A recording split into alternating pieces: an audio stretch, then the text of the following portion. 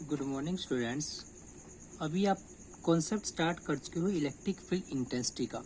अब electric field intensity मैंने calculate करनी है मेरे टेस्ट चार्ज के सोर्स चार्ज के कारण। अब चार्ज मेरा कैसे लाई करेगा, उसका कॉन्फ़िगरेशन कैसा होगा वो मायने रखता है। जो पहला कॉन्सेप्ट मेरा है यहाँ पर क्या है, electric field intensity due to a point charge, due to a point charge. और पॉइंट चार्ज मेरा जो फर्स्ट मैंने केस लेना है वो क्या है, point charge due to a point charge source charge is at the origin. अगर मैं ओरिजिन पर लेकर चलता हूँ मेरे टेस्ट चार्ज को, तो उसके लिए देखिए मेरे पास में ये कार्टेशियन कोऑर्डिनेट सिस्टम है, एक्स वाई जेड वहाँ पर आपके पास में कोऑर्डिनेट होंगे। तो यहाँ पर देखिए अगर मैं प्लस क्यू सोर्स चार्ज को ओरिजिन ओ पर लेकर चलता हूँ जहाँ पर एक्स वाई और जेड तीनों मेरे 0 0 होंगे, तो पी पॉइंट पर मैं टेस्ट चार्ज क्यू नोट ले लेता हूँ। अब चार्ज मैंने क्यू नोट लिया है ना कि क्यू लिया है, और ये मेरा वहाँ पर जो क्यू से पोजीशन बनाएगा, पोजीशन वेक्टर इसका होगा आर कैप और यूनिट डायरेक्शन इसकी होगी आर कैप और पोजीशन वेक्टर होगा आर वेक्टर। अब क्यू नोट पर जो फोर्स लगेगा, हालांकि मुझे पता है कि ये टेस्ट चार्ज मेरा पॉजिटिव ही होगा, ये मेरा पॉजिटिव है तो रिपल्सन करेगा तो वहाँ पर फोर्स लगेगा आउटवर्ड, तो डायरेक्शन इसकी जाएगी आउटवर्ड। तो यहाँ पर जो फोर्स होगा सोर्स चार्ज के कारण टेस्ट चार्ज पर कूलम्ब्स लॉ से अकॉर्डिंग मैं उसको कैलकुलेट कर सकता हूँ। और फोर्स की वैल्यू कितनी होगी, फोर्स की वैल्यू मेरे पास में होगी 1/4πε0 Q into Q naught by R square into R cap, जहाँ पर आर कैप क्या होगा, आर कैप होगा यूनिट डायरेक्शन वेक्टर। ठीक। अब इलेक्ट्रिक फील्ड इंटेंसिटी का फॉर्मूला आपने अभी पढ़ा ही था।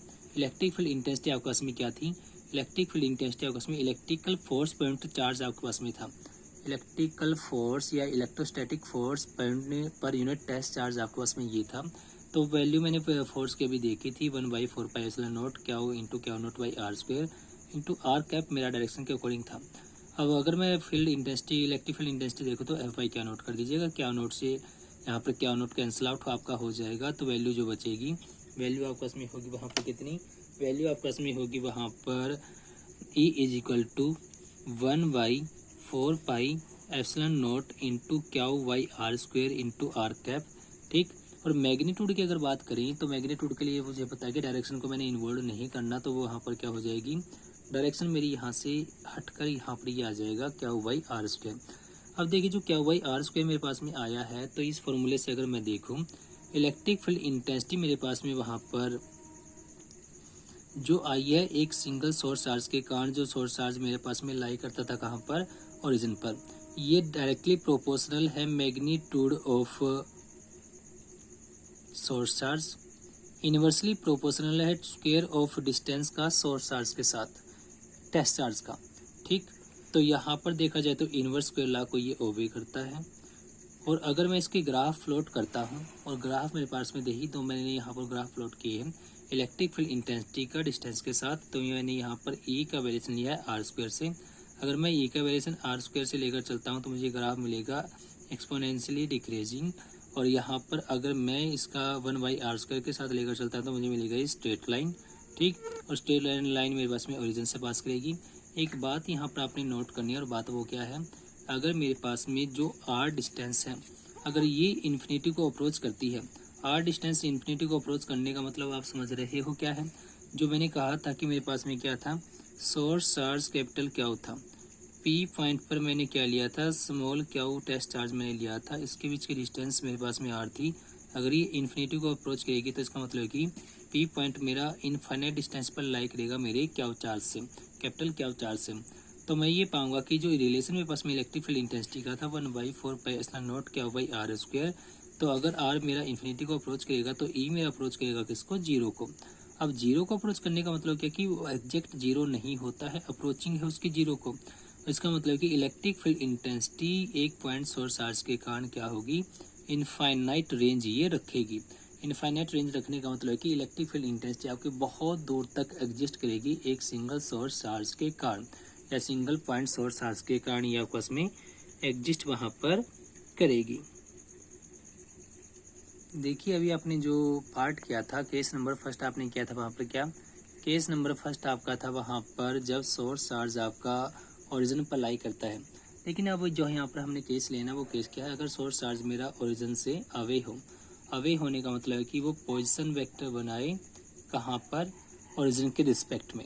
ठीक, तो यहाँ पर देखिए उसके लिए मैं क्या करूँ, उसके लिए मैं पहले जो डायग्राम आपका होगा वो समझ लीजिए एक बार ध्यान से, तो आपको ऑलमोस्ट ये क्लियर हो जाएगा। और क्या बताया कि आपको यहाँ पर बताया आपको ये गया कि यहाँ पर अगर आपके पास में क्या हो, अगर आपके पास में यहाँ पर मैं क्या लेकर चलता हूँ, अगर मैं यहाँ पर सोर्स चार्ज कैपिटल क्यू लेकर चलता हूँ जो मेरा R1 वेक्टर से है ओरिजिन से, या फिर यूँ कहा जाए R1 जिसका वहाँ पर क्या है, R1 जिसका आपके पास में वहाँ पर दिया गया है क्या, R1 आपके पास में जो दिया गया है इसका पोजीशन वेक्टर ओरिजिन के रिस्पेक्ट में। तो यहाँ पर जो आप देखोगे वहाँ पर क्या होगा आपके पास में, होगा यूँ कि आपके पास में ये जो टेस्ट चार्ज मेरा क्यू नोट है ये मैंने रखा P पॉइंट पर, और P पॉइंट मेरा कैपिटल क्यू से कितना दूर है, AP डिस्टेंस से है, और क्यू नोट की ओरिजिन के रिस्पेक्ट में कितनी दूरी है, वो R2 वेक्टर है या फिर पोजीशन वेक्टर उसका R2 है। अब मैंने यहाँ पर क्या करना है, फोर्स निकालने के लिए दोनों टेस्ट चार्जेस के बीच के, दोनों चार्जेस के बीच के मुझे चाहिए डिस्टेंस। डिस्टेंस मेरे पास में होगी वेक्टर AP। वेक्टर AP मैं निकालूंगा किससे, triangular law of vector addition से मैं इसको कैलकुलेट वहाँ पर करूँगा। कैसे, पहले देखिए आप वहाँ पर जो आपके पास में फोर्स होगा, फोर्स की वैल्यू रख लीजिएगा। फोर्स की वैल्यू क्या रहेगी, 1/4πε0 Q into Q naught by vector AP का स्क्वायर, AP क्योंकि दोनों के बीच की डिस्टेंस थी, into R cap AP। R cap AP का मतलब क्या है, A से स्टार्ट करेगा P की तरफ जाएगा, कहाँ से स्टार्ट करेगा, A से स्टार्ट करेगा और ये P की तरफ आपका जाएगा, मतलब पोजीशन यूनिट डायरेक्शन वेक्टर होगी A से P की तरफ। अब देखिए इसके बाद जो वहाँ पर मैं निकालूंगा, मुझे निकालना है AP वेक्टर की वैल्यू। AP वेक्टर वैल्यू को निकालने के लिए मैं क्या करूँ, मैं यहाँ पर ट्रायंगल OAP जो मेरा है, OAP जो ट्रायंगल मेरे पास में है, इस ट्रायंगल में मैं triangular law of vector addition लगा दूँ। +1 क्लास में आपने बड़े अच्छे से पढ़ा था, उसके अकॉर्डिंग क्या था, जो वेक्टर्स मेरे सेम ऑर्डर में लाई करते हैं उनका सम अपोजिट ऑर्डर में लाई करने वाले वेक्टर के इक्वल होगा। तो उसके अकॉर्डिंग मैं ये पाऊंगा कि OA plus AP is equal to OP मेरा आएगा, और मुझे निकालना है AP। तो AP निकालने के लिए मैं क्या करूँ, OP माइनस का OA मेरे पास में आ जाएगा, ये R2 माइनस का R1 मेरे पास में बन जाएगा। और फिर मुझे एक और बात पता है कि जो वेक्टर मेरे पास में है वो मैग्नीट्यूड और डायरेक्शन रखता है। तो डायरेक्शन मेरे पास में क्या बनेगी, vector AP divide by vector AP का मैग्नीट्यूड। AP की वैल्यू आई है R2 माइनस का R1 और इसका मैग्नीट्यूड हो जाएगा R2 माइनस का R1। जब मैं AP वेक्टर की वैल्यू डायरेक्शन की वैल्यू रख देता हूँ इक्वेशन नंबर फर्स्ट में जो मैंने यहाँ पर कैलकुलेट की है, तो वहाँ पर मुझे क्या मिलेगा, फोर्स की वैल्यू जो मुझे मिलेगी वो देखिए क्या होगी। फोर्स मेरे पास में यहाँ पर आएगा 1/4πε0 into product of magnitude of two charges Q into Q naught divide by R2 minus में R1 का स्क्वायर, और वहाँ पर डायरेक्शन जो होगी उसकी R2 माइनस का R1 vector divide by R2 minus R1 vector का मैग्नीट्यूड। तो यहाँ पर जो मुझे मिला 1/4πε0 into Q naught divide into R2 minus का R1 divide by R2 minus में R1 का क्यूब मुझे मिला। यहाँ पर क्यूब का मतलब है कि जो मेरी डायरेक्शंस थी वो मैंने यहाँ पर रखी, उनका क्यूब यहाँ पर आ गया। और इलेक्ट्रिक फील्ड इंटेंसिटी में इलेक्ट्रिक फोर्स निकालने के बाद में बड़े आराम से निकाल सकता हूँ। और इलेक्ट्रिक फील्ड इंटेंसिटी मेरे पास में क्या होगी, फोर्स बाई चार्ज मेरे पास में होगा। ध्यान रखना चार्ज कौन सा है, चार्ज है ये टेस्ट चार्ज। तो इलेक्ट्रिक फील्ड इंटेंसिटी की वैल्यू कितनी आई, 1/4πε0 into Q into R2 minus का R1 divide by R2 minus में R1 का मैग्नीट्यूड का क्यूब, क्योंकि स्मॉल क्यू नोट से क्यू नोट मेरा कैंसिल आउट हो जाएगा। अब देखिए जो यहाँ पर आपस में इलेक्ट्रिक फील्ड की डायरेक्शन होगी, डायरेक्शन किस तरफ होगी, मैंने बताया भी था आपको कि डायरेक्शन आपस में उस तरफ होगी जिस तरफ फोर्स लगेगा। किसका फोर्स किस पर ही ध्यान रखिएगा, क्योंकि फोर्स लगाएगा सोर्स चार्ज टेस्ट चार्ज पर। कौन किस पर फोर्स लगाएगा, सोर्स लगाएगा फोर्स आपके पास में टेस्ट पर, क्योंकि सोर्स की मैग्नीट्यूड ज़्यादा है, टेस्ट की कम है। ज़्यादा मैग्नीट्यूड का फोर्स स्मॉल मैग्नीट्यूड की फोर्स पर फोर्स लगाएगा। तो ये डायरेक्शन क्या रखेगा, ए से पी की तरफ ये फोर्स लगाएगा, या ए पी इसकी होगी डायरेक्शन।